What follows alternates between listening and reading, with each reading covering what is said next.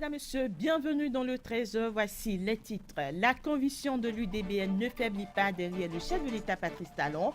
Nous ne sommes pas de l'opposition, tels sont les propos de Claudine Prudencio au 4e congrès extraordinaire de son parti. L'UDBN ira aux prochaines élections en solo.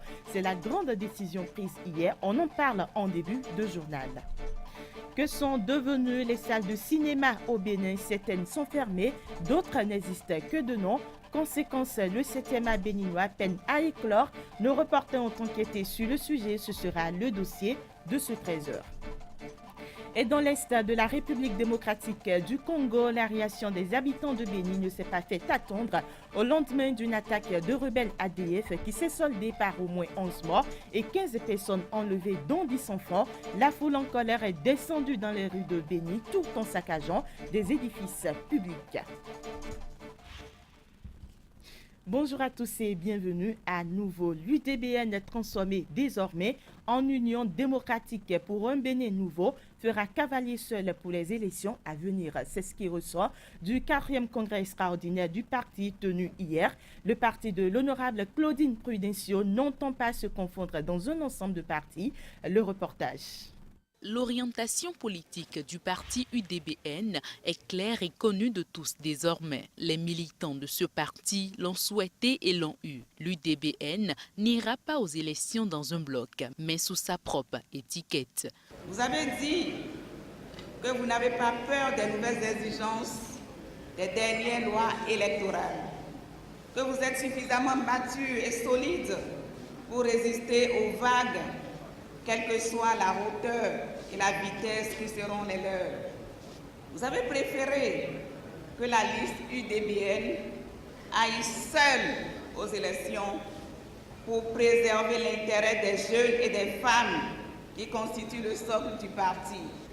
Alors, face à cette volonté affichée et déterminée, qui suis-je pour m'y opposer?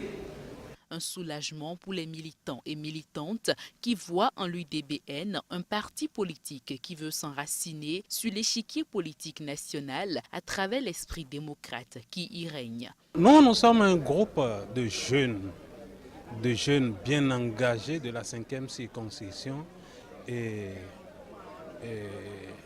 nous approuvons les idéaux de l'UDBN. Oui, c'est ce qui est vraiment remarquable.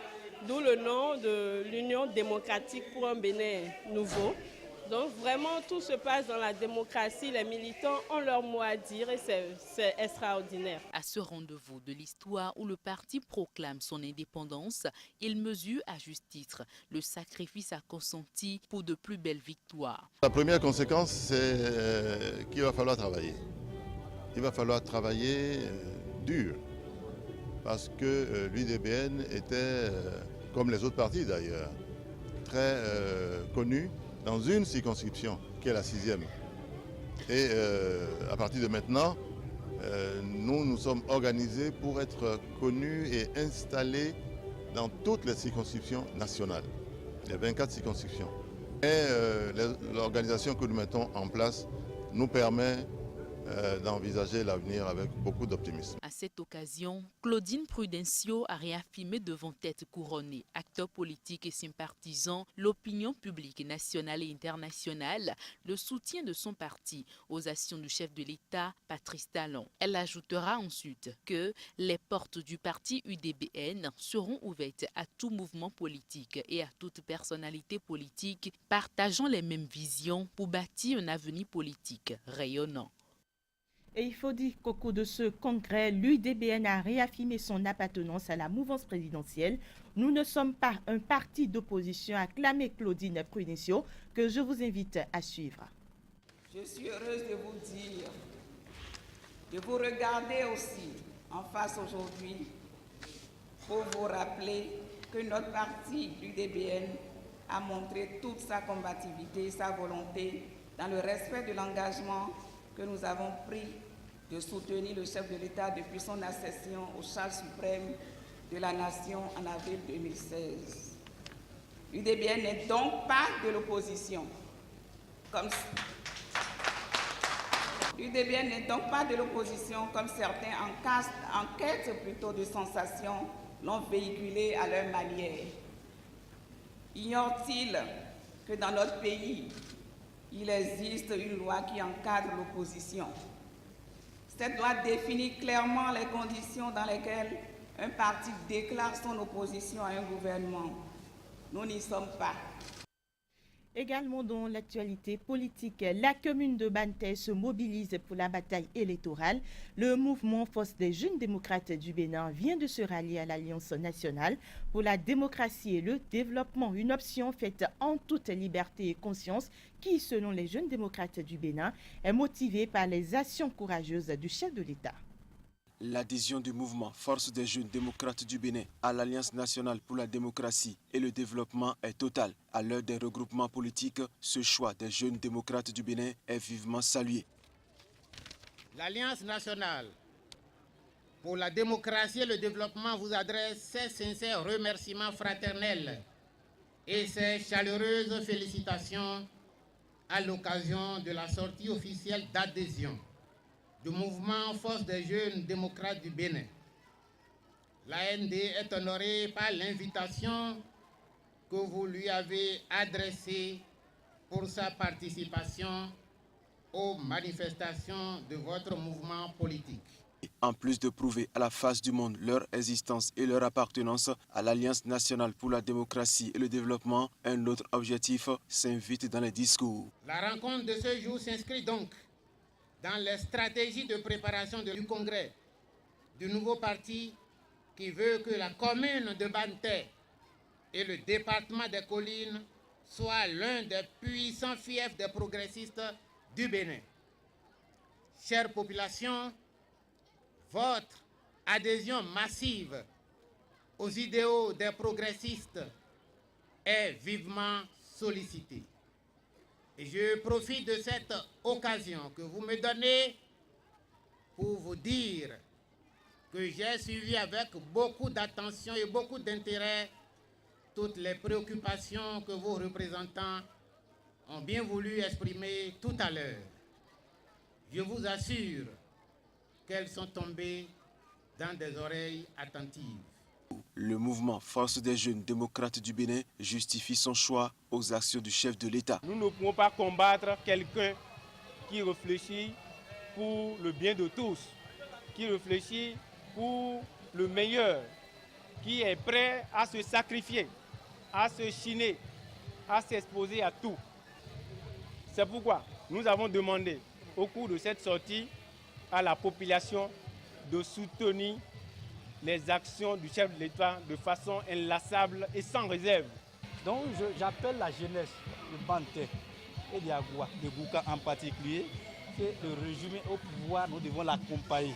Nous devons travailler d'une manière ou d'une autre ces réformes pour que ça marche. Il ne reste plus qu'à attendre la bataille de 2019 pour se convaincre de l'option du mouvement Force des jeunes démocrates du Bénin aux côtés de l'Alliance nationale pour la démocratie et le développement dans le bloc progressiste. Voilà, et c'est un reportage d'Éric Guédeno, Albomévoy, Marcel Rouillet. Autre information, dans ce journal, une délégation de la communauté des communes du ZOU-CCZ a séjourné en France au début du mois d'octobre dans le cadre d'une séance de travail avec les partenaires de la communauté de l'agglomération de Seigneur, CAZ. La validation de la troisième et dernière phase des études de faisabilité du projet Bassin versant du ZOU était à l'ordre du jour de la séance de travail qui s'est tenue en Normandie. Le commentaire de Simone Sabine à Niambossou pour TVC Bénin. C'est le projet Bassin versant du ZOU qui tend progressivement et sûrement vers sa réalisation définitive. En effet, entamée puis stoppée faute de moyens, la troisième étape, celle de finalisation du projet, attend toujours. C'est dans le cadre de mobilisation de ressources que s'est tenue cette rencontre entre la communauté des communes du ZOU CCZ et les partenaires français de la communauté d'agglomération Seigneur, CAZ. Ils entendent financer le projet, mais la contribution des bénéficiaires est aussi attendue. Les élus ont validé l'ensemble des travaux. Malheureusement, on ne pourra pas financer la totalité du projet. Il faut se rapprocher de l'AFD ou de l'État béninois de façon à ce que plusieurs partenaires puissent prendre en charge l'ensemble de ces travaux. Pour la communauté des communes du ZOU CCZ, cette séance de validation de l'étude de faisabilité est un grand pas. Vous savez que même à Boyconsi, il ne pleut pas on a toujours de l'eau. Il suffit qu'il n'y ait plus. Dans une ville environnante, toute l'eau se déverse sur Boycon. Ce projet vient pallier à ce dysfonctionnement. La spécificité ici est que ce bassin de rétention doit pouvoir être dimensionné pour recréer des emplois pour la ville de Boycon. Ça veut dire que quoi?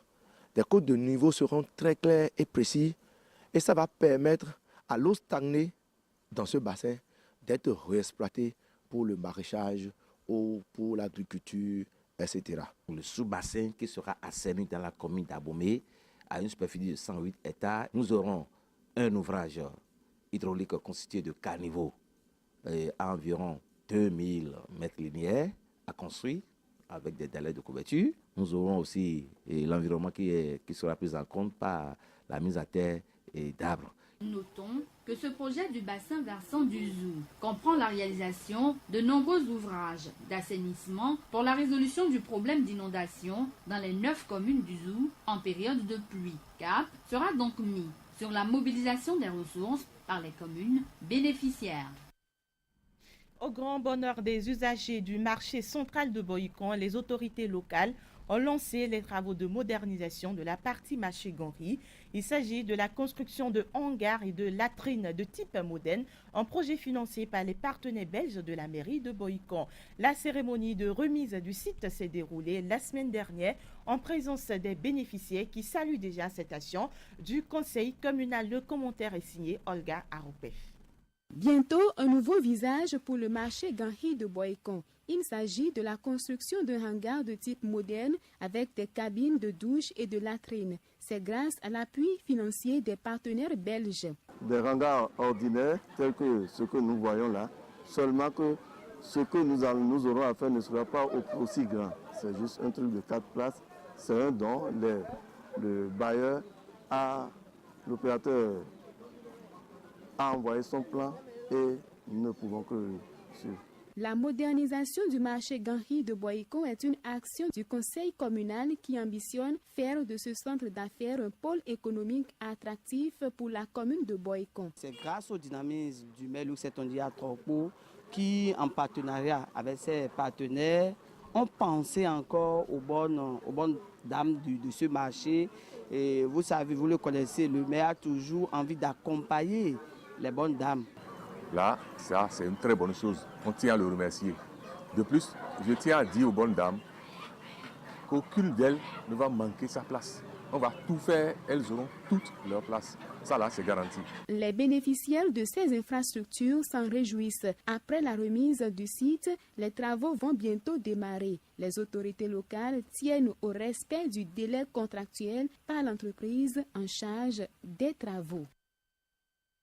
Je l'évoquais en titre, salle de cinéma abandonnée, cadre réglementaire inexistant, les handicaps à l'éclosion du 7e art au Bénin sont grands, raison pour laquelle les professionnels appellent les autorités à tourner leur regard vers eux pour révéler le cinéma béninois qui a beaucoup de potentiel. Alban Mévor, Alain Ronguet et Alice Totignon consacré le magazine que voici.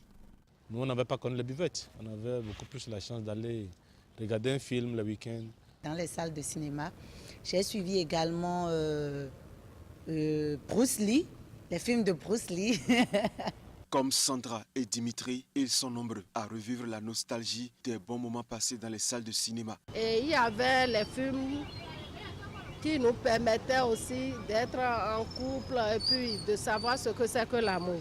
Mais ce temps est bien révolu. La raison est toute simple. Les quelques salles de cinéma qui procuraient ce plaisir sont abandonnées et ne vivent plus. D'aucuns sont transformés en salles de culte. D'aucuns, c'est le lieu de manifestation de réjouissance populaire. Et bref, d'autres salles abritent les souris. Le gouvernement militaire révolutionnaire d'alors a cru devoir, je dis bien gouvernement militaire révolutionnaire, a cru devoir donner un sens à la culture en créant dans tous les départements, même si c'est des maisons de peuple, c'est-à-dire des salles de cinéma. Au nom de quel principe? Aujourd'hui, ces salles sont fermées. Des salles qui jouent pourtant un grand rôle pour ce qui est de l'épanouissement du cinéaste et du cinéphile. Au-delà du fait qu'on va se faire plaisir, c'est là qu'il faut aller rentabiliser le film. C'est là où le film trouve même son client, comme le dit. Et ce n'est pas tout. Le gouvernement qui pense au cinéma pense à tous les secteurs d'activité. On peut donner autant que le coton, on peut donner autant que l'anacade, autant que d'autres produits. Qu'est-ce qui n'a pas alors marché? C'est cette volonté politique-là qui manque au niveau de la culture et pratiquement au niveau du 7e art. Chaque gouvernant qui vient avec ses projets, il n'y a pas de suivi et il y a des acteurs, des jeunes qui sont en train d'être formés et qui souhaitent, qui rêvent de voir une salle de cinéma accueillir leurs produits finis. Un souhait qui ne tardera pas à se concrétiser selon le directeur du Centre national du cinéma et de l'image animée. Elles seront réhabilitées et mises en affermage. L'État ne va pas se désengager totalement. L'État aura un œil, mais ces salles seront confiées à des professionnels du domaine. Mais on ne s'en arrête pas là. Vous n'êtes pas sans savoir que le gouvernement a lancé il n'y a pas longtemps la construction d'autres salles qui seraient polyvalentes. Bonne initiative certes, cependant il faut bien plus d'action pour réussir à révéler le 7e art béninois qui peine à véritablement prendre. Pour les cinéastes, il faut juste activer le code de la cinématographie. Ce code avait été déjà pensé et est né à l'hôtel Croix du Sud. Et ce code pouvait déjà permettre à ces acteurs du monde du 7e art de se suffire et de donner un nom au Bénin. Oui, en 1998, il y a le Parlement que présidait Amoussou Bruno qui a fait quelque chose, qui a voté un code, mais malheureusement, lors de la promulgation, il s'est fait que ce code, on dit que ça ne péchait pas vice de procédure. C'est ça qu'on est en train de traîner depuis plus de 20 ans. Mais où est le code exactement? Où en sommes-nous? Autant de questions que se posent bien d'acteurs du domaine. Une page Facebook intitulée SOS, Code de la cinématographie béninoise, a même été créée pour susciter la réaction des autorités. Le gouvernement sait qu'il y a un problème du point de vue de la cinématographie et met tout en œuvre pour que ce problème soit effectivement réglé. Et vivement que le président Talon et son gouvernement dotent du Bénin de son code du cinéma. Ce sera à leur actif. Le code de la cinématographie reste donc le seul outil capable de sortir le cinéma béninois de sa léthargie pour le grand bonheur des cinéphiles et cinéastes. Leur souhait est que ce document puisse sortir des tiroirs pour faire ce pourquoi il a été conçu depuis plus de 20 ans. Dans l'actualité internationale, depuis octobre 2014, la ville et le territoire de Béni sont la cible d'une série d'attaques attribuées aux rebelles ougandais musulmans. Des forces démocratiques alliées à ce dimanche, des centaines de civils ont été tués. Les populations dépassées du sort d'insécurité qui leur est réservé réclament le départ des casques bleus installés depuis 1999 et qui visiblement ne parviennent pas à maîtriser la situation. Les populations de Béni ont saccagé ce dimanche plusieurs édifices publics à l'est de la République démocratique du Congo au lendemain d'une attaque de rebelles des forces démocratiques alliées qui a fait 11 morts et 15 personnes enlevées, dont 10 enfants. Elles réclament une meilleure sécurité. Nous n'avons qu'une seule envie, que les militaires congolais et les casques bleus dégagent de cette région. Si un autre groupe vient en aide, quelle que soit sa provenance, pourvu que nous soyons en sécurité. Les habitants, nombreux dans les rues de Béni, crient leur colère. Des femmes se frappent la poitrine et d'autres posent leurs mains sur la tête en signe d'impuissance et de désolation. Leur attitude se justifie. On ne voit plus le travail du gouvernement. Les militaires congolais qui ont le devoir de nous mettre en sécurité sont soit complices ou incompétents. Nous, la population de Béni, nous voudrions nous prendre en charge nous-mêmes. Chaque homme porteur d'armes sera considéré comme notre ennemi. Les États-Unis ont ajouté les forces démocratiques alliées à leur liste d'organisations terroristes en 2001 et l'Ouganda les accuse d'avoir des liens avec les insurgés islamistes et Al-Qaïda. En Guinée-Bissau, des milliers de personnes ont manifesté ce dimanche contre le manque de transparence dans le recensement électoral à l'approche des législatives du 18 novembre. La marche qui a réuni une vingtaine de partis d'opposition s'est déroulée dans un quartier au centre de Bissau. Les manifestants à pied sur des camions ou d'autres véhicules portaient dimanche des pancartes et des affiches sur lesquelles on pouvait notamment lire « Stop au recensement frauduleux ». En Guinée-Bissau, le recensement électoral avait commencé depuis le 20 septembre et devait durer jusqu'au 20 octobre. Mais jusqu'à ce dimanche, il n'était pas possible de vérifier des informations non encore confirmées officiellement. Alberto Nambeya, le chef du Parti de la Rénovation sociale, a déploré le manque d'ouverture du Premier ministre Aristide Gomes à dialoguer avec l'ensemble des partis politiques alors que ces derniers ont selon lui le droit d'être informés de l'évolution du processus électoral. De notre côté, Alain Sanka, directeur général du bureau technique d'appui au processus électoral rattaché au ministère de l'administration territoriale, avait déclaré jeudi que les opérations d'inscription sur les listes électorales se déroulaient normalement. Dans un récent communiqué, la coalition de partis de l'opposition, comprenant notamment le Parti de la Rénovation sociale, avait dénoncé un certain nombre d'irrégularités, affirmant notamment que le logiciel informatique utilisé pour le recensement n'a pas fait objet d'un audit par les acteurs du processus électoral.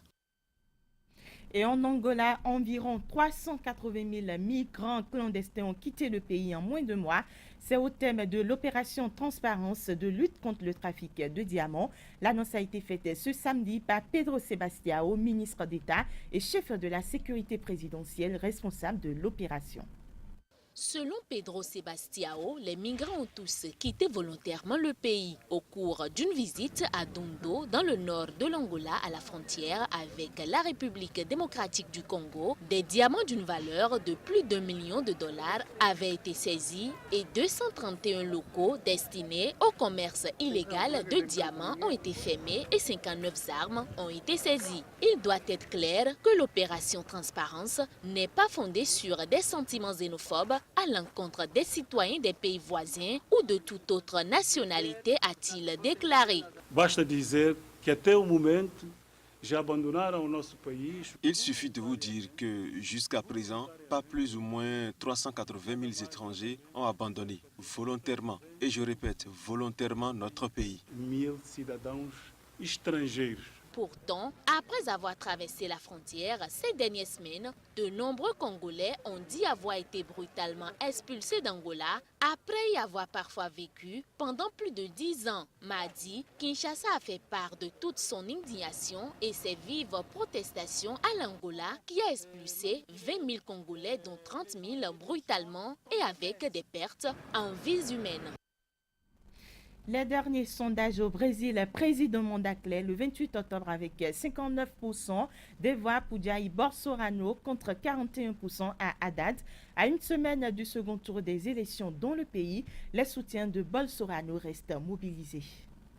Jair Bolsonaro est le grandissime favori de la présidentielle du plus grand pays d'Amérique latine. Il est d'extrême droite, militariste, misogyne et homophobe, mais a su se présenter comme l'homme providentiel capable de sortir le Brésil de son marasme face au candidat de gauche, Fernando Haddad. Et pourtant, Jair Bolsonaro a excité chez des millions de Brésiliens une haine farouche du Parti des travailleurs.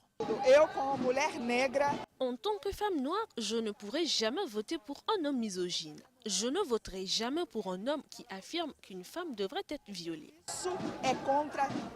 Si Jair Bolsonaro a manqué de peu d'être élu dès le premier tour avec 46% des voix, ses partisans doivent travailler au respect de la démocratie.